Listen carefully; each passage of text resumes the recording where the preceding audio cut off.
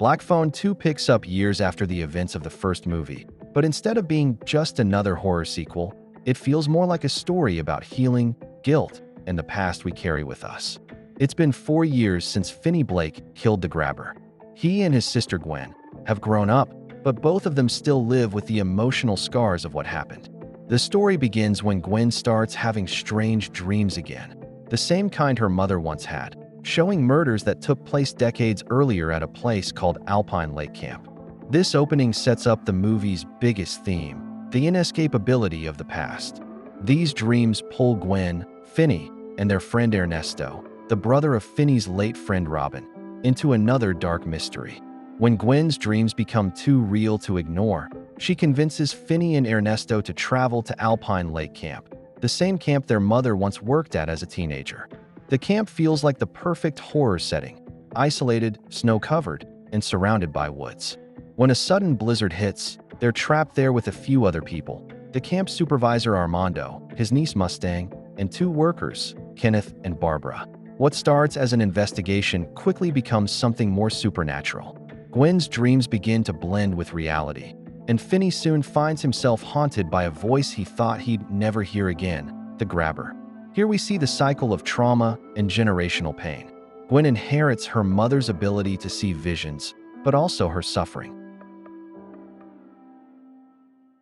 In one horrifying moment, Finney answers a call from the camp's old, disconnected payphone, and it's the grabber's voice on the other end.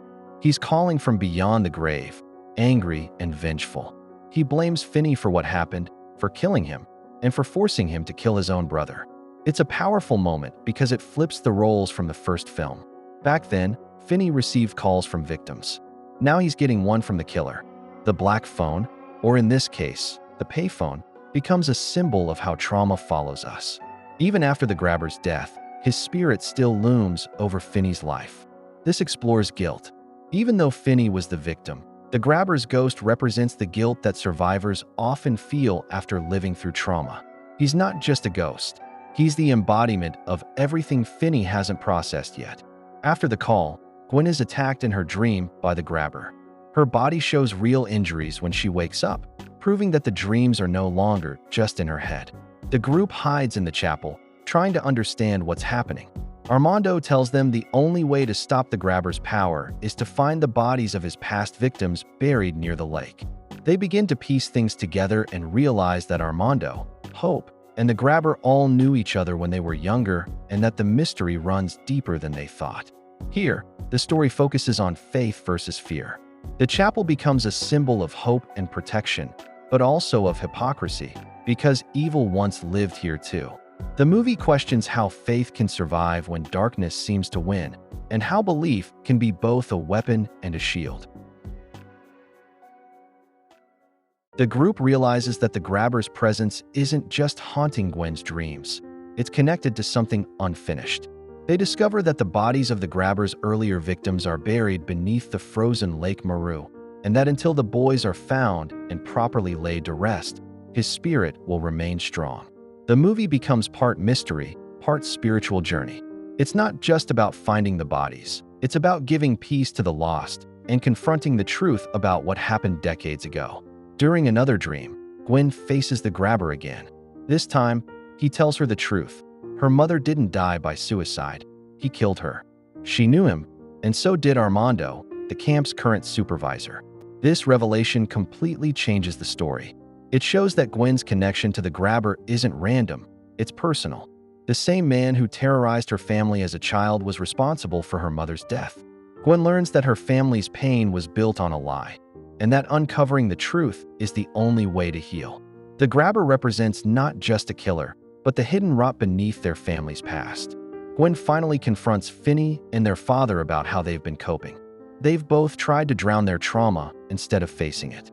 But now, trapped in this camp, they have no choice but to fight back. Together with Ernesto, Kenneth, and Barbara, they prepare to face the grabber's spirit and end it for good. This part of the film centers on family and redemption. The movie reminds us that trauma doesn't just affect individuals, it spreads through families. Healing starts when people stop running from it, but instead face it together. As they search the frozen lake, Gwen prays for strength. In her final dream, the grabber appears again, stronger than before. He tries to kill Gwen, Finney, and the others. But when Gwen discovers the bodies of the murdered boys under the ice, his power weakens. She recites a Bible verse, "O death, where is your sting?" And the grabber is attacked by the ghosts of the children. Finney and Gwen finish what started years ago, dragging the grabber beneath the frozen lake, finally putting his soul to rest. This is the movie's emotional peak. The frozen lake becomes a symbol of buried truth and the final resting place for both the grabber's evil and the pain he caused. The verse Gwen recites represents hope that death and darkness don't have the final word. The next day, when the storm clears, Gwen and Finney prepare to leave the camp with Ernesto. Everything feels calmer. But then, Gwen hears a ringing sound from the camp's telephone booth. When she answers, it's her mother's voice. Hope tells her she's proud of her and that she's at peace in heaven.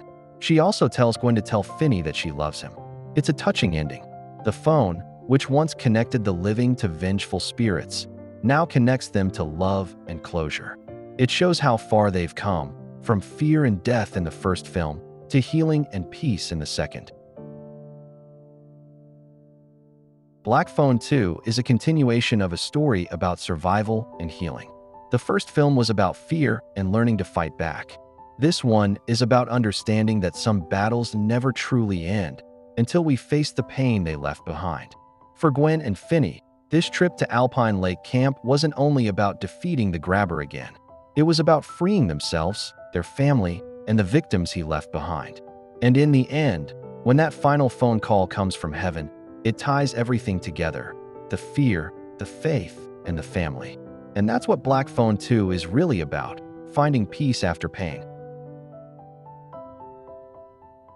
Make sure to like and subscribe if you enjoyed this video, and I will see you in the next one.